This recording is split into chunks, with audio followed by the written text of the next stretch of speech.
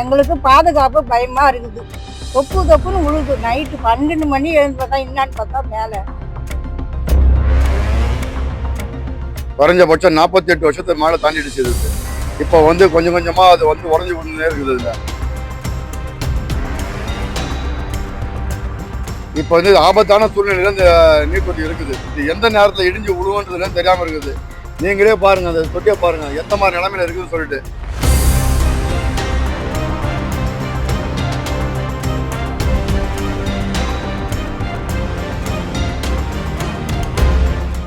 என் பேரு குணமணிங்க. தண்டையாரப்பட்ட திருவள்ளூர் நகர் குடியிருப்போட சங்கத்தின் தலைவர் நான்.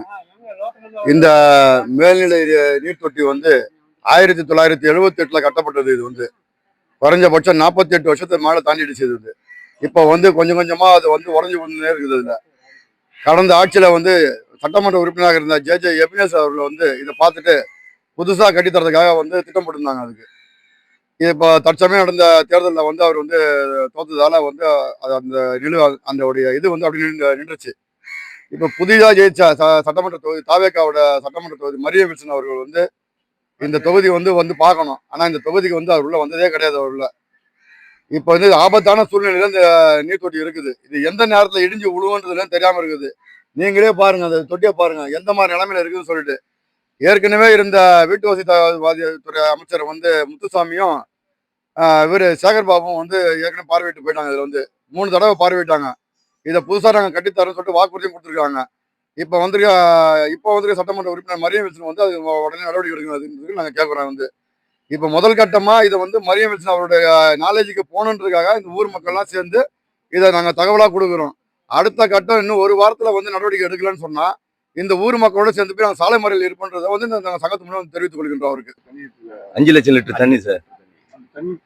இல்ல தண்ணியே பத்தல, தண்ணி பத்தல. இருந்தாலுமே இதை வச்சுதான் நம்ம மெயின்டைன் பண்ணிட்டு இருக்கிறோம். 3 நாளைக்கு ஒரு தடவை தான் தண்ணியை விடுறோம். ஓவர் லோடு ஏத்தினா எப்ப வேணாலும் கால் முறிஞ்சு விடலாம். அந்த மாதிரி ஒரு சூழல் இருக்கு. 2500 மக்கள் இந்த டேங்கை நம்பி வாழ்ந்துட்டு இருக்கிறோம். இப்ப இருக்கிற இந்த டேங்கினுடைய கெப்பாசிட்டி வந்து 5 லட்சம் லிட்டரு. ஆனா இது வந்து எங்களுடைய மக்களுக்கு போதுமானதா இல்ல. நீர் வரத்தும் எங்களுக்கு ரொம்ப கம்மியா கொடுத்துக்கிட்டு இருக்கிறாங்க. இதை விட புதுப்பிச்சு தரதா இருந்தா எங்களுக்கு கெப்பாசிட்டி வந்து ஒரு 10 லட்சம் லிட்டர் தண்ணி வர்ற மாதிரி எங்களுக்கு ஒரு டேங்க் கட்டி கொடுக்கணும். அப்பதான் எங்களுடைய நகர் மக்களுக்கான தேவைகளை அது ஃபுல்ஃபில் பண்ண முடியும். அது எங்களுக்கு பாதுகாப்பு பயமா இருக்குது. தொப்பு தொப்புன்னு உழுது. நைட்டு 12 மணி எழுந்து பார்த்தா என்னான்னு பார்த்தா மேலே கல் விழுது. அதுதான் எங்களுக்கு பாதுகாப்பு வேணும். அது ஊந்துன்னு தான் இருக்குதுப்பா. நல்ல மழை வந்ததுன்னா எங்களுக்கு பயம். அந்த சைடு தான் போயிடுவோம். இந்த சைடு இருக்கவே மாட்டோம். தாங்காது. மழை